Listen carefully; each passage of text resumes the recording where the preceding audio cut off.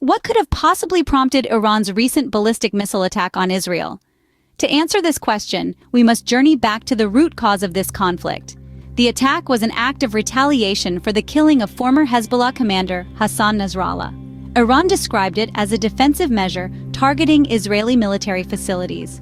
The strike was significant, Iran's largest military strike against Israel, with over 180 ballistic missiles reported.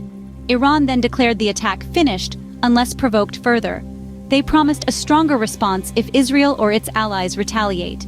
This tension is palpable, with fears of a possible escalation in the Middle East conflict. Israel, on the other hand, didn't take the attack lightly.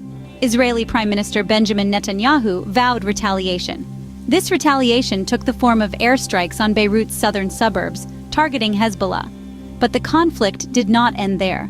Israel also resumed strikes on Hezbollah targets in Lebanon after the missile attack. The United States, a long-term ally of Israel, expressed full support for Israel's defense and condemned Iran's attack. U.S. President Joe Biden promised severe consequences for Iran.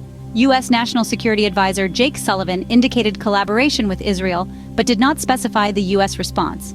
The conflict has had global repercussions. Oil prices surged following the missile attack. The international community, including the UN and EU, called for an immediate ceasefire. They urged restraint and requested an end to the escalating violence.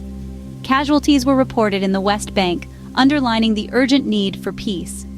In summary, the recent Iranian attack on Israel was a response to the killing of former Hezbollah commander Hassan Nasrallah.